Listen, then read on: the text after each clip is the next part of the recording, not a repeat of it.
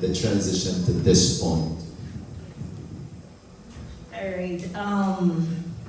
So I'm pretty much with a mixed emotion right now, and I'll answer in a second. But I have mixed emotion right now because today would have been 3 years exactly I laid my mom to rest. I'm sorry. It's okay.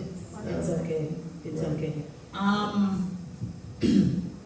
When she passed, I made mention of this a few Sundays ago that I just didn't visit church. I just stopped going to church, stopped reading the Bible because of a scripture that was given to me 1 day before she passed, which was related to Jairus' daughter, that if you only believe, she shall be made whole. And in my mind and in that context is she will be made whole physically, but that was a spiritual whole for her.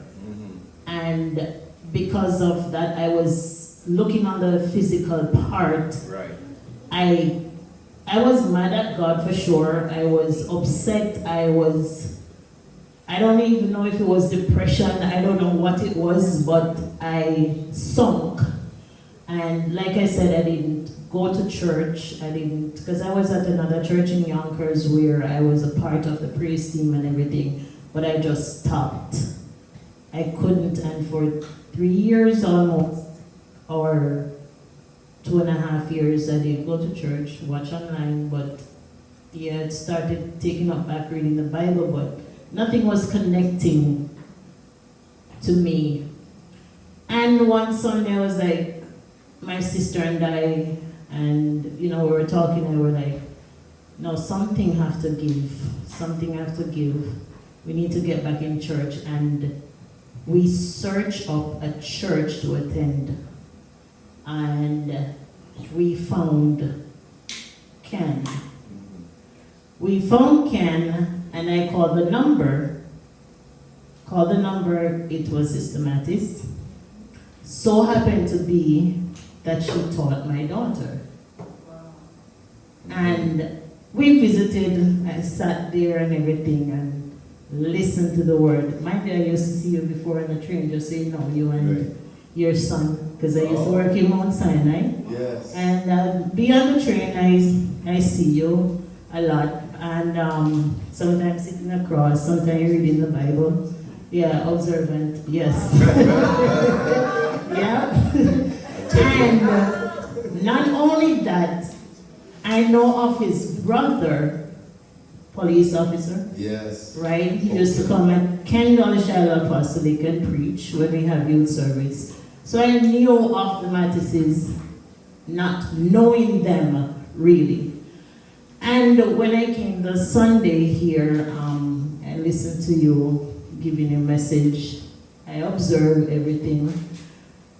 But there I decided that I'm going to continue to come.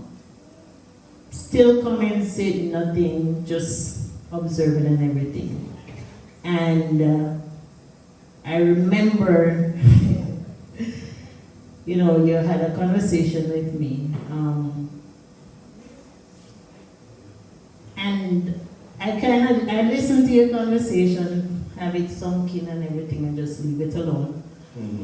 But one Sunday I came and there was a message given. And I went home and I sat and I listened, and I'm like, this is the moment that I need to get back into doing God's work. And I called Pastor Mattis, and we have a conversation, and he was excited. And one Sunday I was sitting there and he was like, I'm gonna make sure every Sunday you have the mic with you. And I was like, yeah, sure. But in my head, I didn't say that out loud, but in my head, yeah, sure.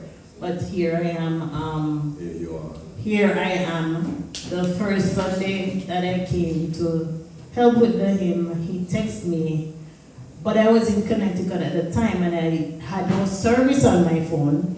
And I was traveling back late in the night, and I just called him, and he asked my permission if I can help with the hymns. And I reluctantly said yes. I said yes. And here I am. But it's good, even though I may be, in the background sitting, chilling and everything, but this is a place and a space where people are welcome and free to be themselves. Oh Lord, thank you. That means a whole lot. We try to make that our culture. But your daughter is here, Zorian, and one of her